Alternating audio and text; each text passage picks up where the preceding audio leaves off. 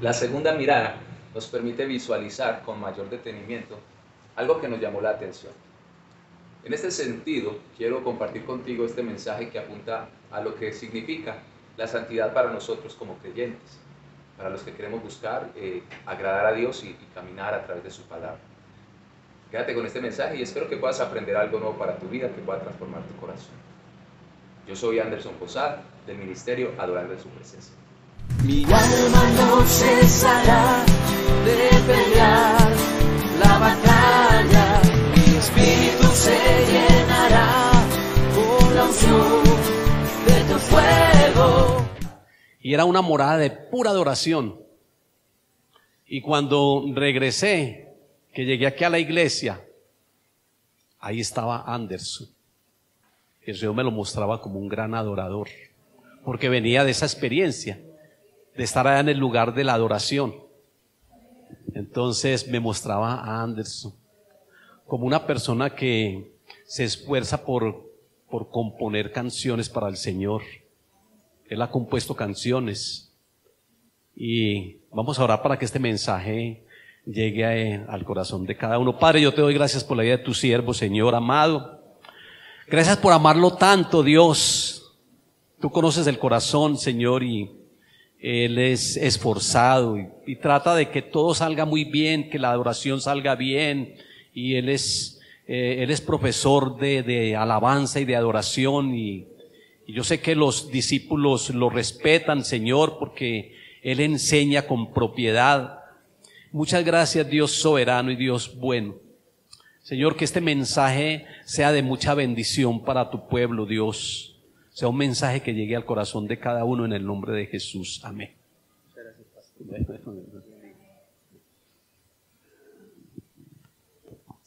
Muy buenos días, iglesia, Dios les bendiga. Viendo caras nuevas por acá, y me bendice mucho ver esos rostros nuevos también, y que sean bienvenidos también a la casa del Señor. Es una dicha y es un compromiso muy grande siempre estar acá, poder compartir un mensaje que siempre ministra mi corazón, y que en ese mismo sentido oro a Dios, y siempre mi petición es que ese mensaje también pueda llegar a sus vidas y pueda transformar, pueda hacer lo que Dios quiere, lo que el Espíritu Santo de Dios quiere hacer en nuestras vidas, ¿cierto? Porque Dios siempre está transformando, Dios siempre está haciendo cosas nuevas en nosotros. Nosotros fuimos llamados a ser fuimos salvos por Jesús y estamos siendo transformados cada vez a la perfección, acercándonos a la plenitud de Cristo Jesús. Y eso es un proceso de todos los días, es un proceso de día y de noche, que de la mano de Dios, pero también con nuestro compromiso debemos avanzar. Bueno, preciosa iglesia, hoy quiero compartirles el siguiente mensaje, y para dar inicio les invito a que tome la palabra del Señor allí, si tiene allí su Biblia o su celular. Como siempre les digo, si va a sacar el celular, no se me vaya a ir para el WhatsApp ni para el Facebook, porque el hermano de lado me lo señala. Dice, vea, este hermano, mándelo a arrepentir. Apocalipsis capítulo 22, versículo 11. Apocalipsis capítulo 22, versículo 11. En mi versión, la que voy a leer acá, es la Nueva Traducción Viviente. Dice, deja que el malo siga haciendo el mal. Deja que el vil siga siendo vil. Deja que el justo siga llevando una vida justa. Y deja que el santo permanezca santo.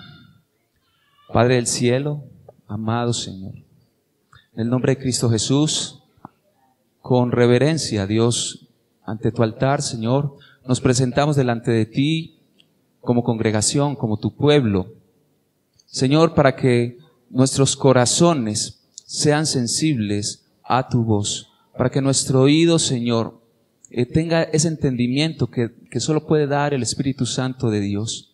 Ruego, Señor, en esta mañana en mano de mis hermanos, para que tú, Señor, puedas hablar a nuestras vidas Y Señor, que la palabra que en esta mañana vamos a recibir, Dios, sea una palabra que venga de ti totalmente. Muero a mi humanidad, Señor, y que seas tú hablando a cada corazón, Señor.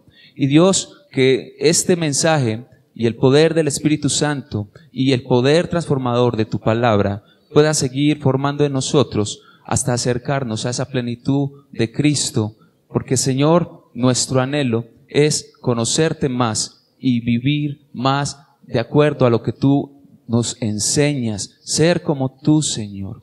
Queremos ser como tú, Señor. Te adoramos, Padre, en el nombre de Cristo Jesús y con el poder y la autoridad del Espíritu Santo. Preciosa iglesia, levántale un aplauso al Señor y entremos al mensaje.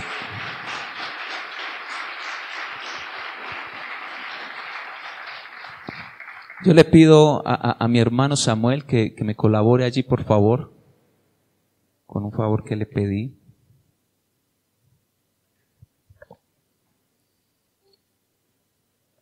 ¿Se dieron cuenta, iglesia? ¿Qué pasó? ¿Qué vieron? ¿Ah? Vieron una imagen. Ok. Este mensaje se llama La Segunda Mirada. La Segunda Mirada. ¿Quiénes vieron la imagen? ¿Quiénes la vieron? A ver, alguien que me diga qué vio.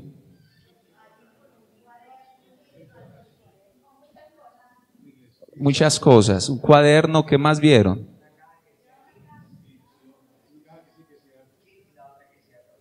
Ok, entonces usted vio una lectura, la hermana vio un cuaderno, un niño, ¿cierto? Eso fue una mirada muy fugaz. Yo le dije a él, no fue maldad mía, yo le dije a él, póngalo, inmediatamente quita la imagen. Samuel, por favor la pones de nuevo. Muchas gracias. Miremos qué tiene ahí. Ahora sí, vamos a hacerle la segunda mirada a ese. Los cartelitos no lo dejan ver. Y allá. O allá, vea, hermana, allá también lo puede ver atrás, vea. Vemos un niño, ¿cierto? ¿Qué es lo que dice ahí? Yo no alcanzo a leer. Keep. La hermana vio unos cuadernos. ¿Qué más ven? ¿Qué cosas ven? Ayúdenme ahí, a ver. Ok. Ya tenemos un mayor detalle porque estamos haciendo la segunda mirada. ¿Cierto que sí? Estamos haciendo una segunda mirada y estamos mirando con mayor detenimiento. Precisamente el mensaje que les voy a hablar hoy es un mensaje acerca de la santidad. Poco se predica últimamente en nuestros tiempos acerca de la santidad. Se predica de cosas y de la palabra del Señor, incluso se predica de la palabra del Señor y se acomodan cosas para que la gente se sienta contenta. Y la santidad de alguna manera de nosotros como congregación, como iglesia, se ha empezado a, ¿cómo se dice? A hacer a un lado, a no de pronto tocar mucho el tema. No sé si es por el compromiso que eso genera, no sé si es porque a veces genera incomodidad cuando escuchamos de que el Señor nos llama a ser santos como Él es santo. Pero mi intención en este mensaje, no, como seguramente lo hizo el Espíritu Santo de Dios en mi vida mientras lo preparaba, no es acusar y no es incomodar, sino que sepamos que nuestro Señor, nuestro Salvador, cumplirá su propósito en usted y en mí a pesar de nuestra humanidad.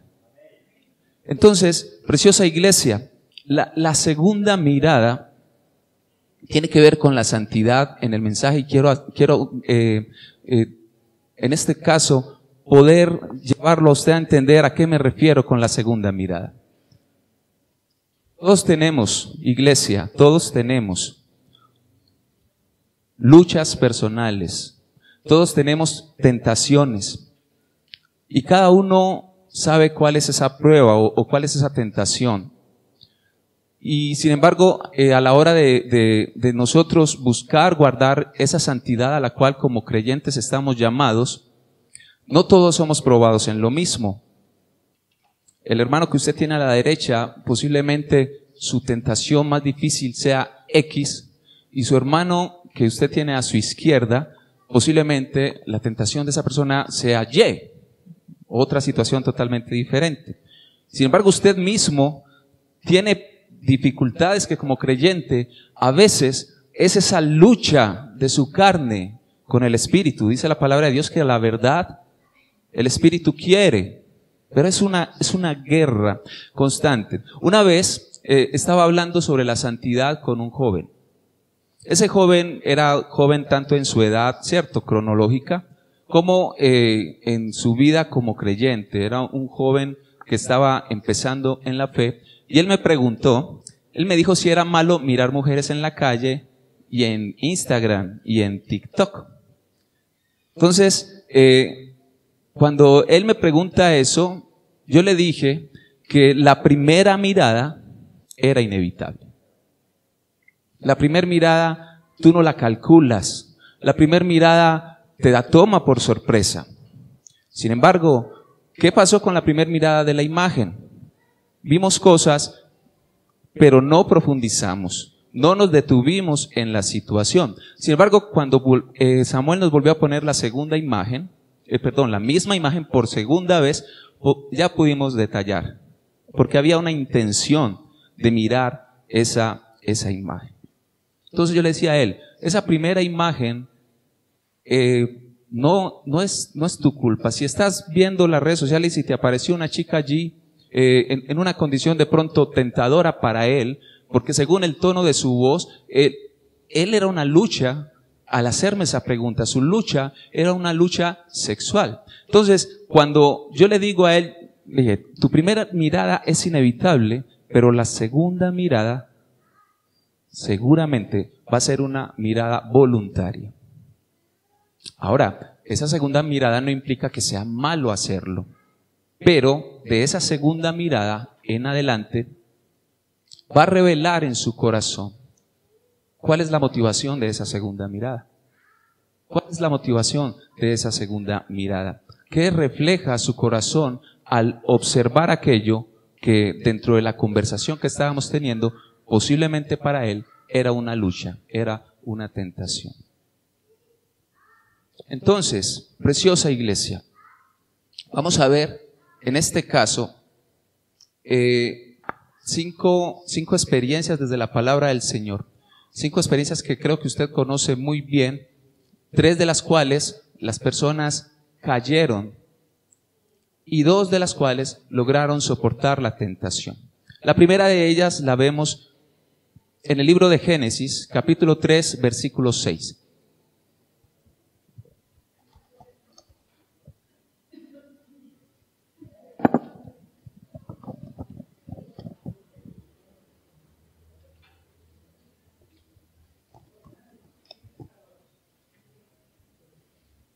Libro de Génesis, capítulo 3, versículo 6. El contexto es que están Adán, están Eva allí en el paraíso. Entonces nos habla este versículo acerca de la mujer. Note el verbo que aparece allí, dice, la mujer vio que el fruto del árbol era bueno para comer y que tenía buen aspecto y era deseable para adquirir sabiduría. Así que tomó de su fruto y comió.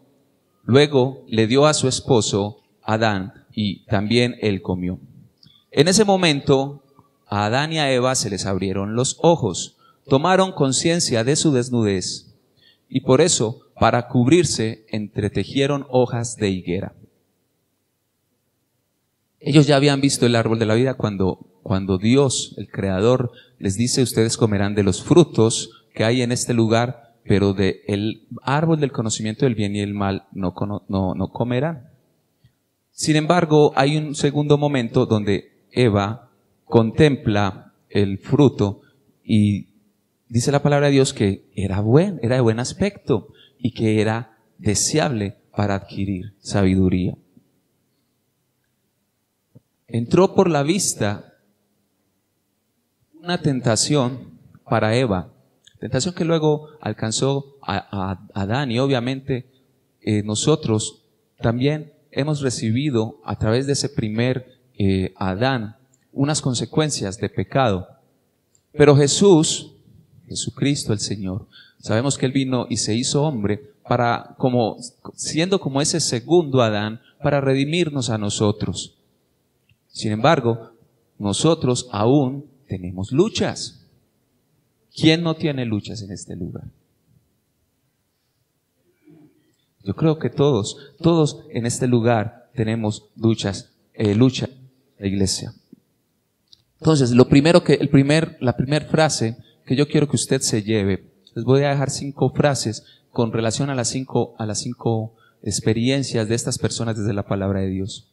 La segunda mirada, esta es la primera frase, la segunda mirada no toma lo que miramos, pero sí puede moverte a tomarlo en algún momento.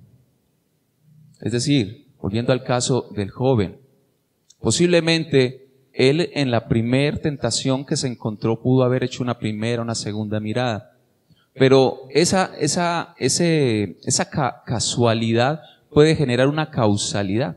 Más adelante, él puede ceder a su lucha si continúa contemplando, poniendo sus ojos allí donde no debe hacerlo. Eva, en ese momento, puso los ojos donde el Señor le dijo y que no comiera del fruto. ¿Y cómo somos? A veces somos legalistas y por legalistas metemos la pata. Me disculpa el término, la expresión. El Señor le dice, no van a comer de ese fruto. Sin embargo, Eva le dice a la serpiente, le dice, el Señor dijo que no comamos de ese fruto y que ni lo toquemos. Que ni lo toquemos. Muchas veces lo que hace que nosotros seamos más tentados es porque le ponemos más de lo que el Señor nos está llamando a hacer. La obediencia, iglesia, está ligada a la santidad. La obediencia está estrechamente ligada a la santidad. Y el Señor nos llama a ser santos. Sin embargo, sabemos que la tentación, sabemos que el enemigo no nos va a tentar con algo en lo cual tú eres fuerte. El enemigo siempre nos va a tentar con algo que sabe que puede llegar a movernos. Y dice también el libro de Proverbios que el pan comido a escondidas es más sabroso. Es decir, aquellas cosas que al parecer son prohibidas muchas veces nos van a atraer más y van a tener como un imán mayor sobre cada uno de nosotros. ¿Cuál es? En tu caso, no sé. Y solo me interesa para orar por eso, solo me interesa. Sin embargo, es entre tú y el Señor que Él conoce aquellas debilidades. Vamos al segundo caso. El segundo caso sucede en el libro de Segunda de Samuel. Segunda de Samuel, capítulo 11, versículos del 2 al 5. Muy bien, el rey David. Acá nos están hablando del rey David. Ya él era un rey, ya había pasado muchas pruebas, había adorado al Señor en la intimidad, en las buenas, en las malas. Estaba él como rey en un momento de comodidad. En un momento de comodidad. Sin embargo, sabemos que en ese tiempo era un periodo en los que los pueblos estaban en guerra. Pero dice que una tarde, versículo 2, David, al levantarse de su cama, comenzó a pasearse por la azotea del palacio. Una tarde, él se levantó una tarde de su cama. O sea, el hombre no madrugó ese día. Estaba, como decimos, estaba relajadito allí en su casa. Y dice que comenzó a pasearse por la azotea del palacio y desde allí vio. Iglesia, ¿será que era posible que David evitara de pronto esa primer mirada con esa persona? Ver a esa mujer allí. Era difícil que se evitara. Partamos desde por la mañana, desde el día anterior. ¿Por qué David no estaba allí haciendo lo que debía hacer como rey? Primer aspecto. Segundo aspecto, ¿por qué no se levantó en la mañana con diligencia, sino que dice que se levantó en la tarde? Tercer aspecto, dice que vio. El problema no es que él vio por primera vez, el problema es que él contempló. Se deleitó a tal mirada que lo bajó a su corazón y quiso acercarse a esa mujer. Entonces, preciosa iglesia, ¿qué aprendemos de esta situación? Viene la frase. La segunda mirada la hacemos cuando estamos mirando lo que no deberíamos estar mirando por segunda vez. En especial cuando estamos ociosos. La ociosidad, iglesia, dicen por ahí que una mente ociosa es el mejor taller del enemigo, de Satanás. Porque en medio de la ociosidad, cuando no hay una mente ocupada, cuando no hay una mente activa, empiezan a llegar pensamientos y situaciones que más que sumar pueden restar a nuestras vidas. Usted sabe la historia, él manda a llamar a la mujer viene, él está con ella y la mujer queda embarazada y eso empieza a traer un montón de situaciones. ¿Qué generó toda esta cadena de situaciones? Una mirada en un mal momento. De todas maneras, iglesia, sabemos por la palabra del Señor, por boca del propio Señor Jesús, que no es necesario consumar un acto para que este pecado sea en nosotros, sino que desde nuestra propia concupiscencia podemos llegar a ceder en nuestras mentes y en nuestros corazones. Recuerde lo que decía Jesús. Jesús decía que si nosotros miramos a una mujer para codiciarla, no es necesario que usted llegue al acto en sí, sino que usted ya pecó. Ya usted pecó en su corazón. A mi modo de ver, Eva no pecó cuando comió el fruto. A mi modo de ver, Eva pecó cuando lo codició en su corazón. Cuando lo guardó en su corazón y quiso llevarlo a la ejecución sobre su vida. Dice el libro de Santiago, capítulo 1, versículos del 13 al 15, que cuando alguno es tentado, no diga que es tentado de parte de Dios. Sabemos que Adán y Eva fueron hechos buenos en gran manera. Porque Dios no puede ser tentado y Dios no tienta a nadie. Continúa diciendo el libro de Santiago en el versículo 14, sino que cada uno es tentado cuando de su propia concupiscencia es atraído y seducido. ¿Qué es concupiscencia? Dice que es deseos de bienes materiales o terrenales cualquiera, en especial deseo sexual exacerbado o desordenado, los cuales no son gratos a Dios. Santiago, capítulo 1, versículo 15, continúa diciendo que la concupiscencia, después de que ha concebido, da a luz el pecado, y el pecado siendo consumado da a luz la muerte. Lo relaciona con que se engendra, crece el bebé, nace. Se relaciona con un embarazo. Es decir, ¿quién nació aquí de un día para otro? Es por eso que en las consejerías, he escuchado a muchos pastores cuando dan consejerías, ellos dicen que, porque es que hay hombres que han caído, o hay mujeres que han caído, y dicen, es que eso fue un momento de locura. Sin embargo, sabemos que el pecado no actúa así. El pecado tiene un proceso de alimentación por los ojos o por el oído. Y ese pecado se empieza a guardar, ese pecado se empieza a alimentar, hasta que llega el momento y sucede.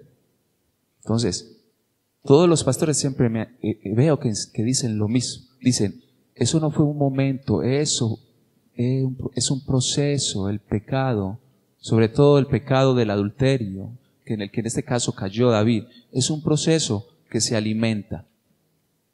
Entonces no es que usted cayó, se paró de la cama, cayó en adulterio. Entonces, iglesia, cuidemos nuestros ojos. Ya hemos visto que Adán y Eva, ya vimos que David, por sus ojos, fueron tentados y no soportaron esa tentación. Recuerden lo que les decía ahorita, Mateo capítulo 5, versículos 27 al 30, dice, ustedes escucharon, no cometan adulterio, pero yo les digo que cualquiera que mire a una mujer para codiciarla, ya ha cometido adulterio con ella en su corazón. Por tanto, si tu ojo te es ocasión de caer, sácalo y échalo de ti, porque te es mejor que se pierda uno de tus miembros y no que todo tu cuerpo sea echado al infierno. Ahora, no se vaya a ir a la casa a hacer eso. Yo escuché hace muchos años, cuando estaba empezando en el Evangelio, que una persona literalmente se sacó los ojos porque quería agradar al Señor. ¿Y cuál fue el problema? Que es que su concupiscencia permanece allí. a pesar de que la persona no tenga la vista. Entonces la situación no es tanto de lo que usted ve, sino de lo que usted quiere ver.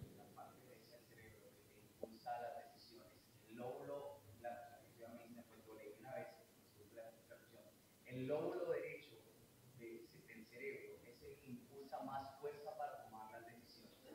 El lóbulo derecho impulsa para tomar las decisiones. El lóbulo izquierdo está el razonamiento, ¿sí? Entonces es el que impulsa más a las decisiones. Podría ser contradictorio, podría ser al contrario, pero es así. Muchos estudios determinan cuando buscan que el lóbulo derecho impulsa más a las decisiones. O sea, son decisiones sin razonamiento. No las tomó ya, las hizo ya, pero estuvieron primero en el lóbulo izquierdo.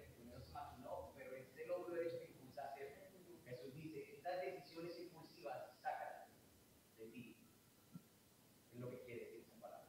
Gracias. Entonces que Jesús dice que tenemos que guardar nuestros ojos, así como lo vamos a ver ahorita al final del mensaje.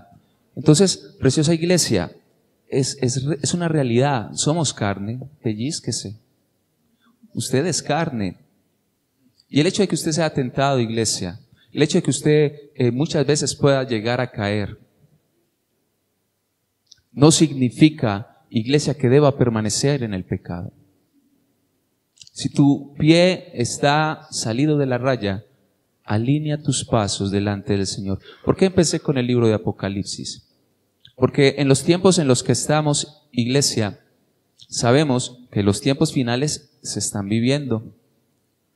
Y es necesario que nosotros, si usted está buscando al Señor, si usted viene a la iglesia con el anhelo de conocerlo, si usted viene a la iglesia con el anhelo de agradarle, de obedecerle, de conocer su palabra, de seguir sus estatutos, si usted ya ha sido justificado, siga caminando, siga guardándose, porque iglesia, estamos en tiempos finales. Y es necesario que la esposa del Señor tenga prendas limpias para que lo reciba con dignidad. Tercera situación, tercera experiencia, Josué capítulo 7, versículo del 20 al 21. Josué capítulo 7, versículos del 20 al 21. Hay una situación con el pueblo que está liderando Josué. Resulta que ellos van a la batalla, ganan la batalla, pero el Señor les dice, no tomen nada de ese pueblo. Y mire lo que sucedió con un hombre llamado Acán. Dice, a partir del versículo 20 y 21 dice, y Acán respondió a Josué, cuando Josué lo confrontó, cuando a Josué se le es revelado quién fue la persona que había tomado riquezas del botín que Dios les había dicho que no tomaran. Recuerde, iglesia, la santidad va ligada a la obediencia. Entonces Acán dice, verdaderamente yo he pecado contra Jehová, el Dios de Israel, y así he hecho de esta manera, pues vi otra vez por los ojos.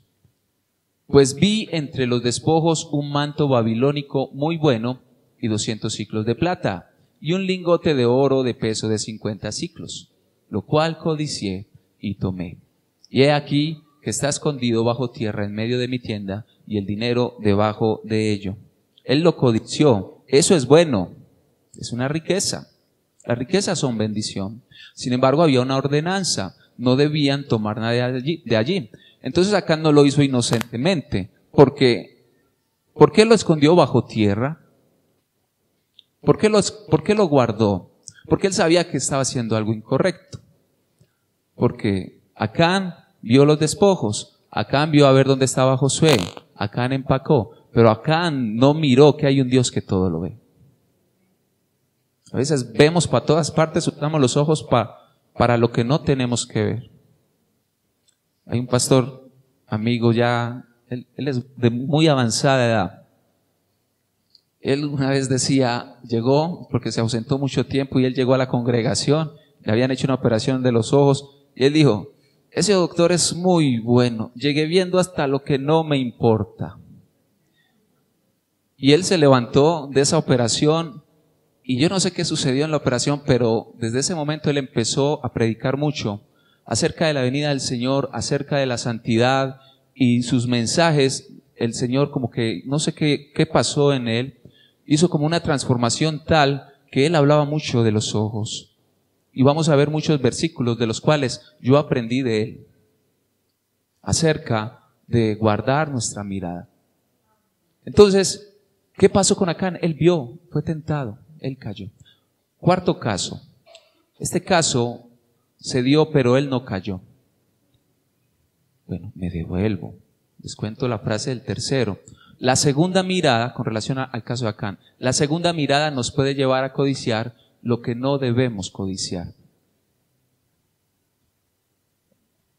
Muchas veces lo hablamos con cierto Nelson y algunos de los adoradores que están acá, lo hablamos, que Dios no hizo el árbol del bien y el mal en el caso de Adán y Eva para dejarlo ahí de adorno. Seguramente Dios lo iba en algún momento a obsequiar al hombre, a Adán, a Eva, a nosotros. Sin embargo, tenemos una tendencia mala como seres humanos a adelantar, a echar la travesía, a acelerar las cosas. Y vamos a ver la situación del cuarto caso, que es José. Lo leemos en Génesis capítulo 39, versículos del 6 al 12. Génesis capítulo 39, versículo del 6 al 12, dice que José tenía muy buen físico y era muy atractivo. O sea, el muchacho se cuidaba. Continúa diciendo el versículo 7, después de algún tiempo la esposa de su patrón empezó a echarle el ojo. Ella le echa el ojo a Josué. Es tentada esta mujer.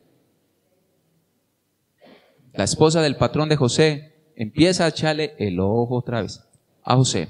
Y le dice, ella concibió en su corazón y propone. Le dice a José, acuéstate conmigo. Pero José no quiso saber nada, sino que le contestó, mire señora, mi patrón ya no tiene que preocuparse de nada en esta casa, porque todo él me lo ha confiado a mí. En esta casa no hay nadie más importante que yo. Mi patrón no me ha negado nada, excepto meterme con usted, que es su esposa. Un joven mostrando los principios y viviendo los principios. Luego, él dice, a esta mujer le dice, ¿cómo podría yo cometer tal maldad y pecar así contra Dios? Yo creo que ese es uno de los éxitos de José en medio de esta tentación. Porque él no dice, ¿cómo podría yo pecar así contra mi amo? ¿Cómo podría yo pecar así contra mi pueblo? Porque el amo lo ve y José lo puede hacer a escondidas. El pueblo lo ve, pero José lo puede hacer a escondidas. Sin embargo, la palabra y por quien lo hace José, por quien es obediente José, es por Dios. Él dice, ¿cómo puedo yo cometer tal maldad y pecar así contra mi Dios? Si nosotros queremos ser obedientes a Dios, iglesia, tenemos que dejar de depender un poquito de que el líder te jale, dejar de depender un poquito de que el pastor te jale, porque el día que el pastor no te esté jalando, el día que el líder no te esté jalando, espero y oro a Dios para que digas, no lo voy a hacer porque Dios me ve. Entonces, es por quién hacemos las cosas, es para quién hacemos las cosas, es a quién estamos obedeciendo. Versículo 10 dice, y por más que esta mujer acosaba día tras día a José para que se acostara con ella y le hiciera compañía, José se mantuvo firme en su rechazo. Un día, en un momento en que todo el personal de servicio se encontraba ausente, aquí vamos a hablar de integridad, no había nadie más que José y la señora. Dice que José entró en la casa para cumplir con sus responsabilidades. Entonces la mujer de Potifar lo agarró del manto y le rogó, acuéstate conmigo.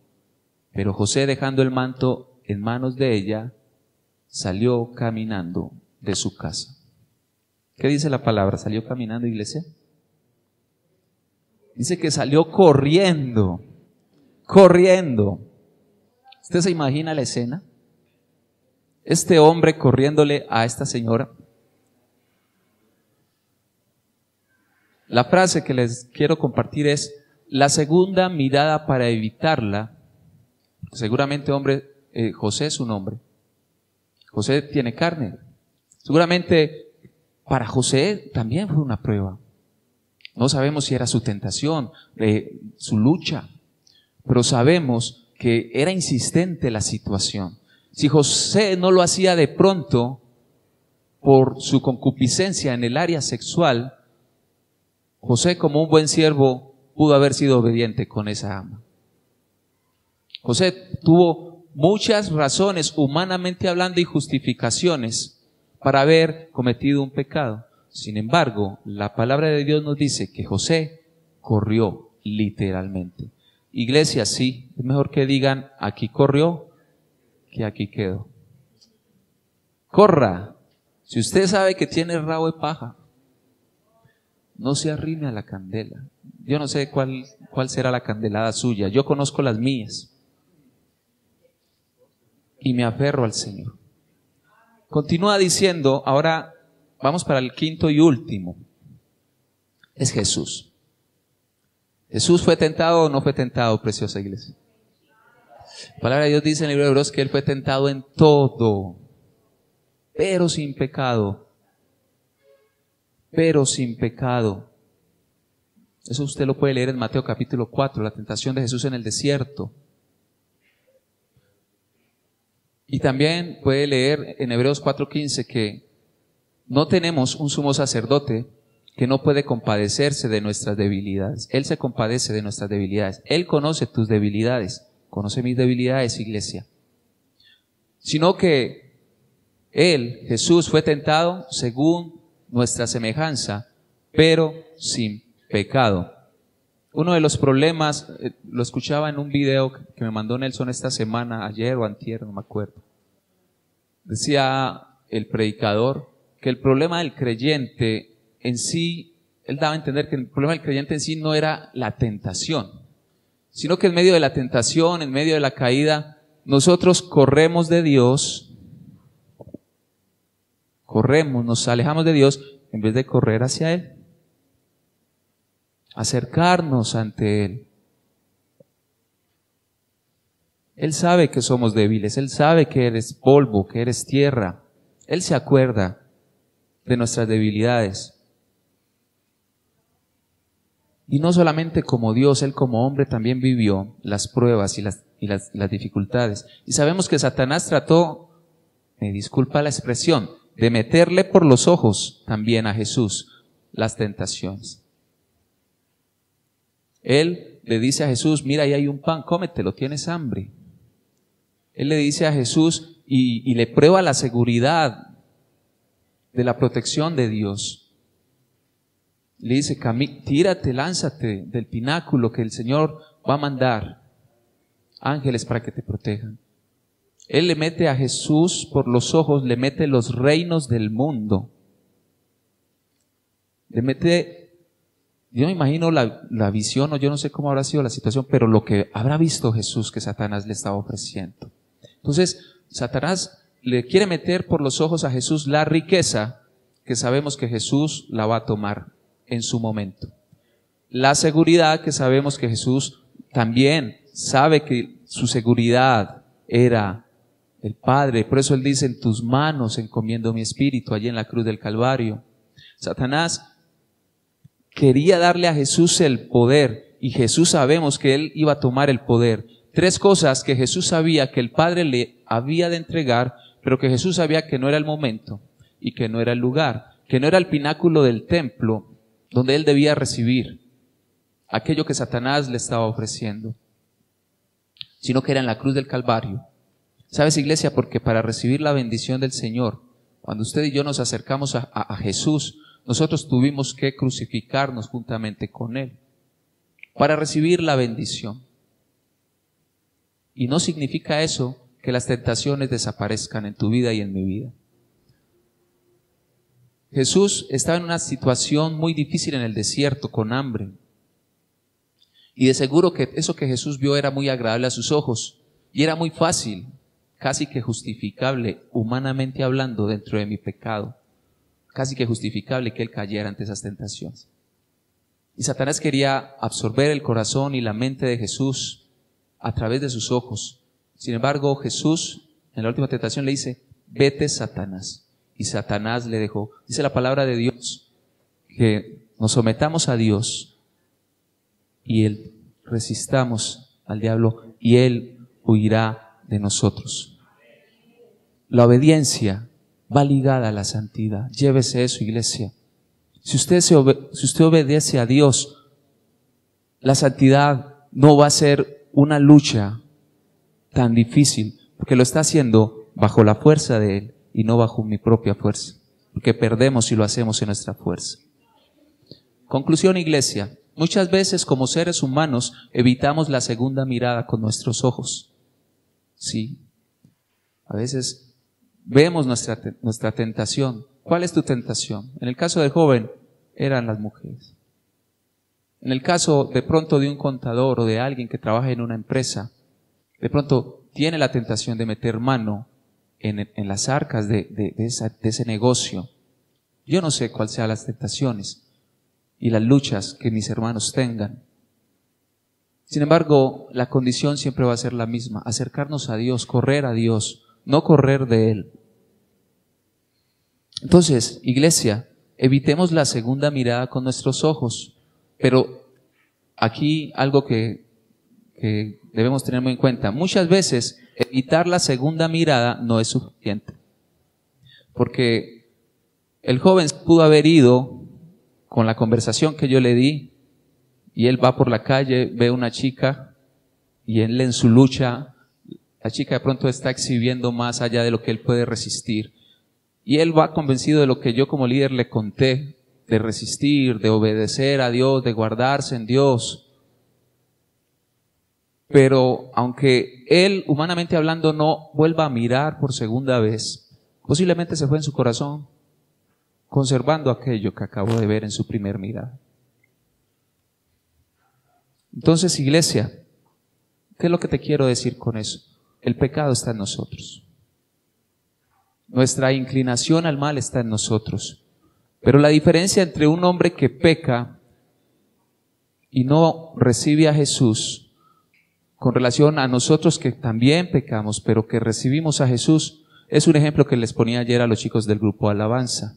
Hay una condena que pagar, pero hay una persona que quiere tomar tu lugar en esa celda. Y esa condena es el pecado. Y esa persona que toma ese lugar ya lo tomó. Es la cruz del Calvario, donde Jesús ha vencido al pecado y a la muerte, para ti y para mí. ¿Tú lo recibes? Entonces no luches con tu humanidad. Vive lo que Jesús ha hecho en tu vida. Y sabes, iglesia, que tu primer mirada, tu segunda mirada y tu última mirada sea siempre hacia Jesús. Lo que pasó, para finalizar, en el desierto, cuando las víboras estaban atacando al pueblo de Israel que estaba saliendo del Éxodo, dice la palabra de Dios que se levantó, Dios ordenó a Moisés levantar una serpiente. Y dice que cuando las personas eran picadas, miraban allá y ese veneno no les hacía efecto. Eso era el tipo de que Jesús iba a ser también levantado. La serpiente en el Antiguo Testamento, en el Éxodo, es levantada en una asta. Jesús fue levantado en la cruz para que usted y yo miremos cuando esa tentación haya llegado a tu vida y sepas que ese Señor que está muriendo ahí ya pagó por tus pecados. No peques más, iglesia, no pequemos. Estamos en tiempos finales. Y aunque le digo eso, seguro lo va a hacer. Porque que yo se lo estoy diciendo y yo todavía tengo lucha, se lo repito, iglesia. Y el pastor Wilson Gutiérrez, le admiro mucho, y él decía una cosa: usted como creyente, usted antes de ser creyente, usted pecaba, disfrutaba el pecado y listo. Sin remordimiento, sin arrepentimiento, nada. Pero ahora que es creyente, usted todavía peca. Usted y yo todavía fallamos, pero ya no con la misma libertad. Porque si lo amamos a Él, queremos obedecerle, queremos agradarle. No peques, no dejes de pecar por miedo. Deja de pecar por amor al Señor. Dios tuvo dos miradas, iglesia. Dios tuvo dos miradas hacia el ser humano. La primera mirada es en la creación de Adán y Eva. Sin embargo, hay una segunda mirada, que es en la gracia y en la misericordia, a través de Cristo Jesús, para todos aquellos que hemos pecado, pero que nos ponemos en Cristo Jesús y corremos hacia la cruz del Calvario, iglesia. Ponte de pie, iglesia, oremos al Señor.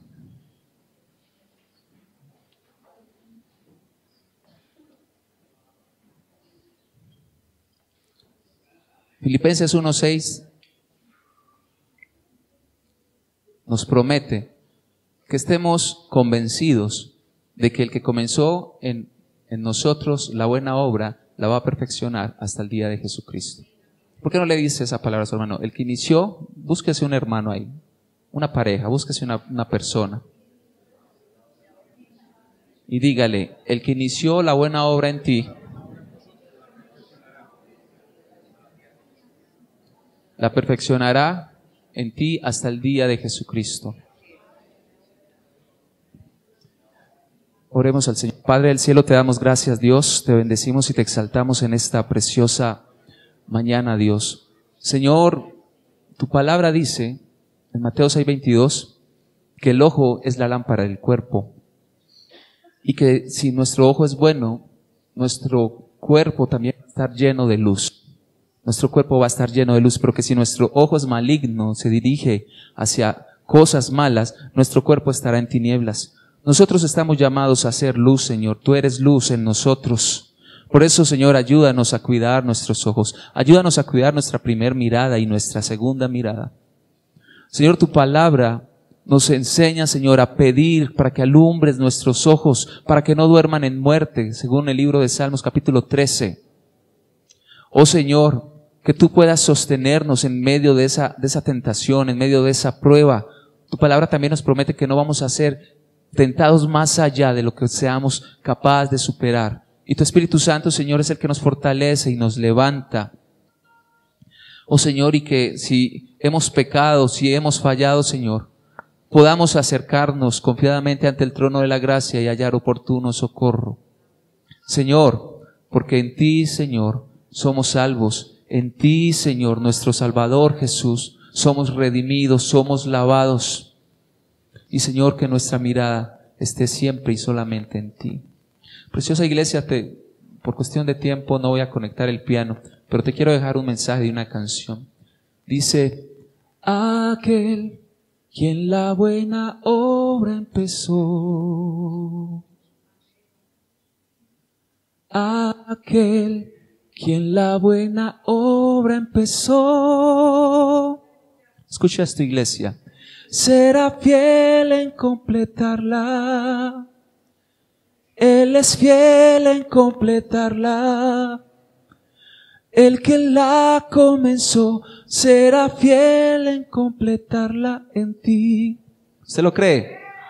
Que el Señor perfeccione su obra en tu vida, iglesia. Amén. Dios te bendiga. Bueno, gloria al Señor. Así que a cuidar la mirada, amén, la vista. Que la palabra de Dios dice que tiene los ojos llenos de adulterio, dice el apóstol Pedro. Cuando se contamina la vista, cuando se ven imágenes, pornografía y todo eso, se contaminan los pensamientos también. Y nosotros tenemos la mente de Cristo y no podemos contaminarla. ¿Sabe? Una de las soluciones nos la da Job, capítulo 31. ¿Usted sabe quién era Job? Una persona íntegra, que el Señor le dice a Satanás, no has considerado a mi siervo Job, porque es una persona íntegra. Pero parece que Job también tuvo ese tipo de problemas con la mirada. Y dice, hice pacto con mis ojos, ¿cómo pues había yo de mirar a una virgen? Porque ¿qué galardón me daría de arriba Dios? Mire, él hizo un pacto con los ojos. Job, capítulo 31, versículo 1. Aquellos que tengan ese problema, hagan pacto con los ojos. Límpielos con colirio, como el Señor nos manda en su palabra en Apocalipsis. propongan en su corazón no contaminarse. Hay que proponer. Vamos a orar y darle gracias a Dios. Padre, te damos gracias, Dios bueno y Dios maravilloso, en esta hora. Gracias, Señor amado, tú eres que purifica los ojos, Señor, y tú los estás santificando en cada uno de tus hijos, de la iglesia. Señor, tú estás santificando los ojos, Señor amado. Tú los estás limpiando con colirio, Señor, para poder ver, Señor, no ver de esa manera carnal y pecaminosa, sino ver de una manera transparente. Mi alma no cesará de pelear.